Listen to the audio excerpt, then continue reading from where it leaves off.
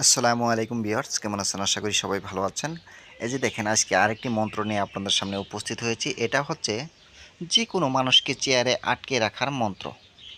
এই যে দেখেন, যে কোনো মানুষকে আপনি চেয়ারে আটকে রাখতে পারবেন। খুবই ছোট্ট একটি মন্ত্র। এই মন্ত্রটির সাহায্যে কিন্তু আপনারা যে কোনো মানুষকে চেয়ারে আটকে রাখতে পারবেন।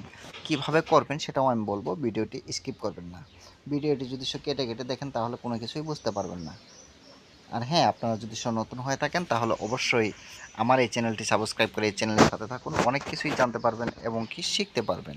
কারণ আমার এই চ্যানেলে অনেক পুরাতন গুপ্তবিদ্যাগুলো আমি আপলোড করে থাকি, আপনাদের কোনো না কোনো কাজে অবশ্যই লাগবে। ভালো করে খেয়াল করেন এই মন্ত্রটি। এই যে দেখেন, আমি অল্প জুম করে দিচ্ছি যাতে আপনাদের বুঝতে কোনো ধরনের অসুবিধা না হয়। এই যে দেখেন, এটাই হচ্ছে সেই মন্ত্র। ভালো করে খেয়াল করেন এবং কি লিখে নেন।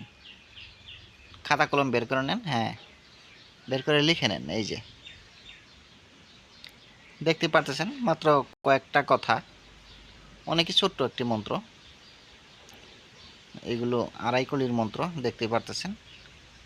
আশা করি আপনারা মন্ত্রটি লিখে নিয়েছেন, এখন কিভাবে কাজ করবেন। আর হ্যাঁ, আপনাদের যদি সেই ভিডিওগুলো ভালো লেগে থাকে তাহলে অবশ্যই লাইক কমেন্ট শেয়ার করে দেবেন, পাশে থাকা বেল বাটনটি দাবিয়ে দেবেন যাতে ভিডিও আপলোড করার সাথে সাথে আপনারা নোটিফিকেশন পেয়ে যান। এই যে দেখেন, আমি দেখাচ্ছি, নিয়মটা ভালো করে দেখে নেন। কাটবেন না, হ্যাঁ কাটবেন না, কাটলে কোনো কিছুই বুঝতে পারবেন না। এই যে দেখেন, এই মন্ত্র মুখস্থ করে মানুষের যখন চেয়ারে বসবে তখন তার দিকে চেয়ে এই মন্ত্রটি মনে মনে 7 বার পড়ে, এই দেখেন, পড়বেন, লগে লগে আটকে যাবে।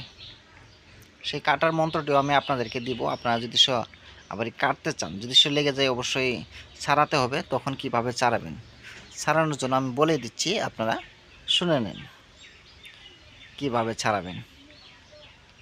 যদি আপনার কাছে বান কাটার মন্ত্র থাকে, সেই বান কাটার মন্ত্রটি আপনি প্রয়োগ করবেন, তখন কিন্তু দেখবেন কেটে যাবে।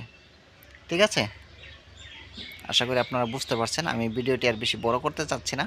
আপনারা সবাই দোয়া করবেন আমার জন্য, আমি যাতে ভালো কিছু দিতে পারি, আপনাদের উপকারে আসে। সবাই ভালো থাকেন, সুস্থ থাকেন। খুদা হাফেজ।